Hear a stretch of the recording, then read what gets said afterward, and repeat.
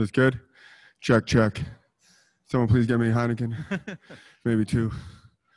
Sabah, congratulations, man. I mean, how confident you were in that decision? Super confident. Fucking dominated every round. And so, you know, how helpful was it to hear, you know, Dustin and Mike Brown, you know, from your corner, just, you know, yelling out stuff for you for transitions, everything? How helpful was that? Super helpful, you know. Put the reps in, did it over and over again to the point where I was fucking doing it in my sleep. But that's what you got to do.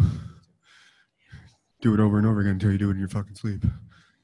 I think a lot of people expected that fight to be, you know, you guys just kind of slugging it on the feet, and you were really able to utilize your wrestling very well. Clear advantage for you. Was that the game plan coming in, or was that kind of just something that presented itself? This is mixed martial arts. It's not fucking kickboxing, not boxing. If you're expecting someone to come in and stand and strike with you, you're in the wrong fucking sport.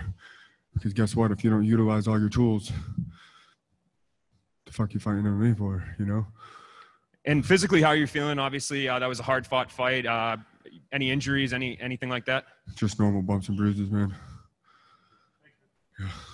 Congratulations on the win. I just got to ask, with the tragedy that happened in Lebanon and you having a Lebanese background, how does it feel that you got to win, not only for yourself, but also for country pride? I'm sorry, I really couldn't hear most of that question. Sorry. Well, with the recent tragedy that happened in Lebanon and you having a Lebanese background, I'm just curious to know, how does it feel that you got to win, not only representing your background, but it wasn't just a win for yourself, but also for your background. Yeah, man, this was for all the people in Lebanon. This victory was for you. Shitty tragedy that happened over there, you know, and I'm just happy, you know, my family is safe. And I'm sorry for all the people that did lose loved ones or did get affected by it. But, you know, Dustin Poirier has the Good Fight Foundation.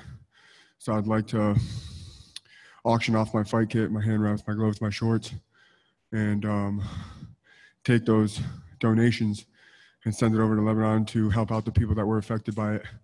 So that's something that I really want to do, just give back to the community over there. I mean, that's the best I could do. You know, it's the best I could think of right now. Sabah, congratulations on the win. That was the best I've seen you look against an extremely tough opponent. Was this the biggest one of your career? Yeah, I would say so.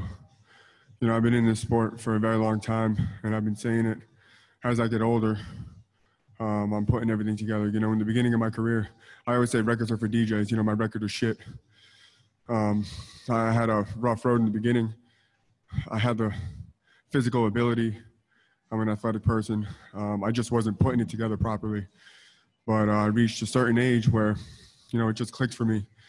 And everything has changed. You know, everything has changed in my mindset and my performances. And I'm showing it today. You know, I came in here and I utilized all my skills. I'm not just a striker. I can't just knock you out. But I have plenty of tools, you know, that people haven't seen. And I'm showcasing it more and more every time I step in there. So 3-fight win streak now. I think it's time you call your shot. Who do you want? I want Paul Daly, man. Bring that Ninja Turtle over here. As soon as this fucking border opens up, I want him. I want to get in the top 10 and climb up this ladder. So, yeah, I'd like that. But if they can't make that happen, line them up. Give a shit who it is. Let's fucking go. We'll take a couple from the internet, starting with Jim Barcelone.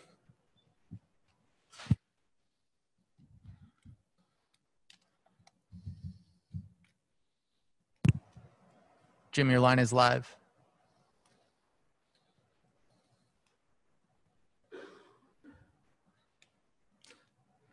All right, we'll come back to Jim.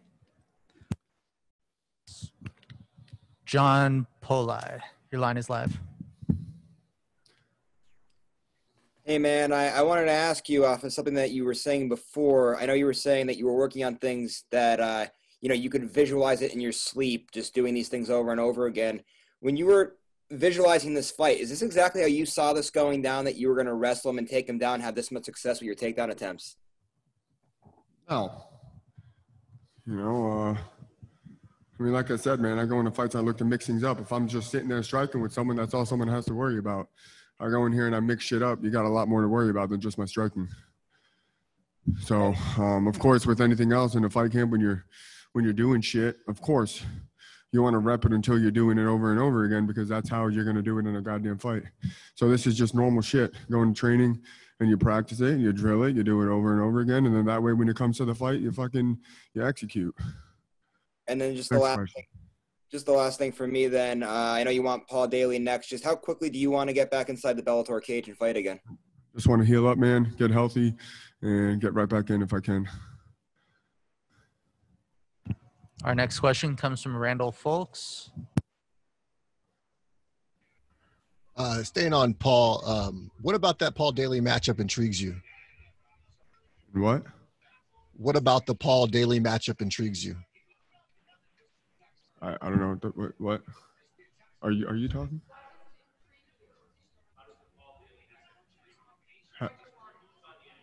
How does it intrigue me? He has my fucking top 10 spot. That's how it intrigues me. That's what I want. So anyone in the top 10 next is pretty much what you want? Anybody, yeah. Anybody. But I'd like Paul Daly. You know, it's big name. To be honest, I was watching him from a young age. I was actually a fan of the guy.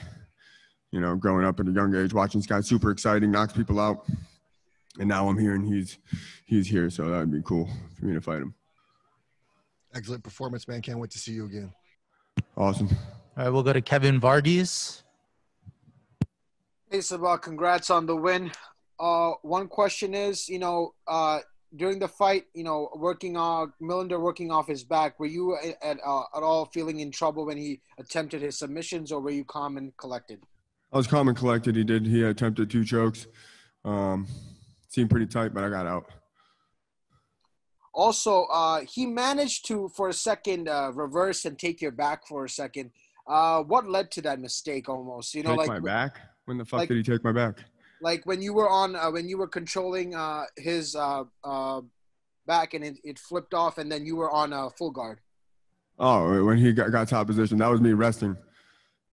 If I wanted to get out, I would have got up right away.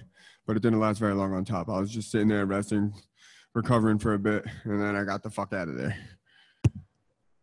All right, we'll go back to Jim Barcelone. Your line is live.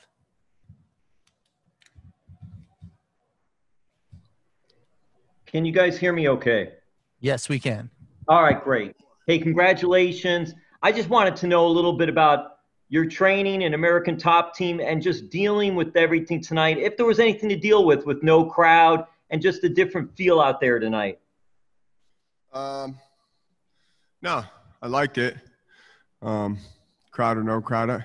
I liked it tonight, no crowd. I was able to hear my cornermen, and that's what's important. So, of course, I like the crowd there. You know, you get the energy and the momentum off the crowd. But tonight was perfect. I liked it. I enjoyed it. And then what about ATT and just what that whole camp and those guys have meant to you? Man, ATT is everything, you know, to me. I've been with him since I was 18, 19 years old. I fucking love that gym. I love all my coaches. I love my teammates. I have a special bond with everybody. Massive, massive thank you to Dan Lambert for everything he's ever done for me and what he does for the team to make sure that we succeed and we do perform at our highest ability. So I love that guy, man. He's the shit. And I'll be with ATT throughout my whole career. I never even considered fucking leaving that place. So. And then lastly, for me, when did it all, do you think, start clicking for you? You said you had a rough go at the beginning, but when did it all start coming together, do you believe? With age, man. My late 20s, mentally, I was different mindset. You know, I believe everyone blooms at their own time. And this is my time where I'm blooming, you know, and I'm putting things together and I'm able to execute and do what I want to do. I said it before, you know, I had the skill set and everything. I just wasn't putting everything together, and now I am. So I'm grateful for that. Hey, thank you. Congrats again. No problem. Thank you. All right. Thank you, Sabah. Appreciate your time. Thanks, guys. Can I get a Heineken now?